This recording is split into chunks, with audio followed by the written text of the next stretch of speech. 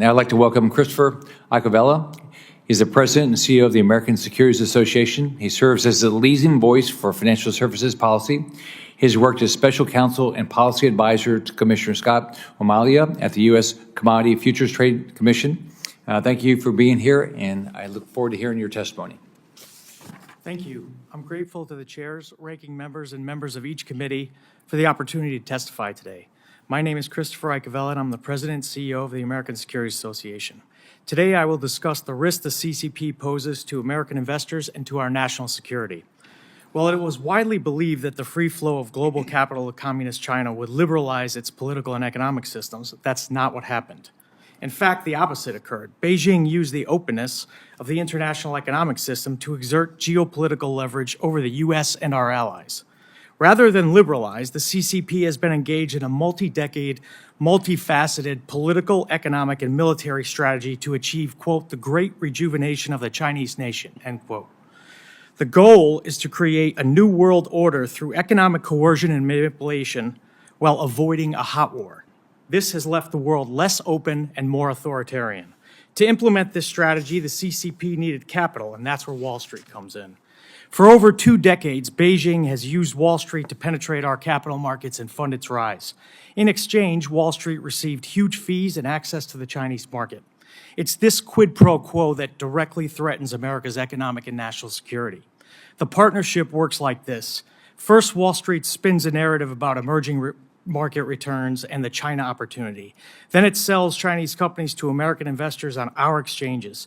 After the IPO, the money goes to China, and Wall Street continues propping up these companies by putting them in stock index funds, touting them in financial media, and lobbying Washington to maintain the status quo. To raise money on exchanges, companies used a novel legal scheme called the variable interest entity structure. This scheme allows a Cayman Island shell company that contracts with a mainland Chinese company to list its shares on our exchanges. American investors have no equity or voting rights in the shares of the Chinese company and very little legal protection. We joined the Select Committee in asking Congress to end this legal fiction and delist every VIE from the exchanges. After the VIE scheme was scrutinized, the CCP needed a way for Americans to buy mainland Chinese companies listed on mainland Chinese stock exchanges. So Wall Street used what I call the passive index loophole, which allows these companies to be included in international, emerging market, and China-specific index funds like A-shares. This loophole has funneled billions of dollars in American savings to Chinese companies while allowing them to avoid all of the disclosure, financial reporting, and audit requirements American companies must comply with to sell stock to American investors. As the Select Committee found, this loophole also exposes American investors to Enron-like frauds, Chinese military companies, and companies that support egregious human rights abuses. It must be closed.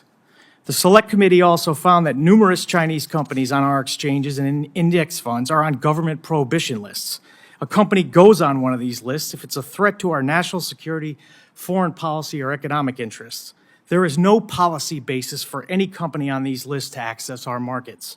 And we recommend that an entity placed on one government list should be placed on all lists and automatically allow the Treasury Secretary to delist and de-index these companies from our public capital markets.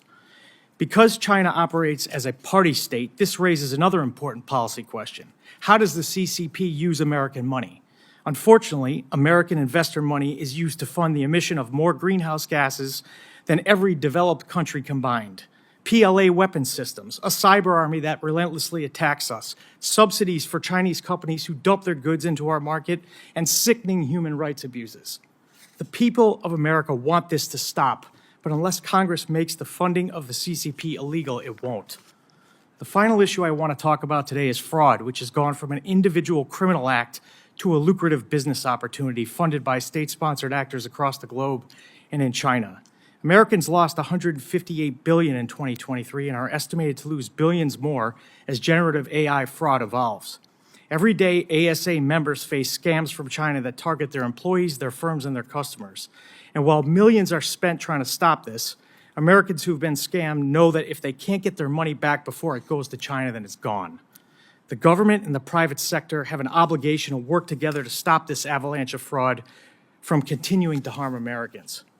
To conclude, Communist China doesn't play by the rules, and it's time for us to revoke the privilege we gave them to play in our game. This isn't a left-right issue or a red state, blue state issue. It's an American issue. And now we need a united Congress to take action to protect this country and our people from the CCP.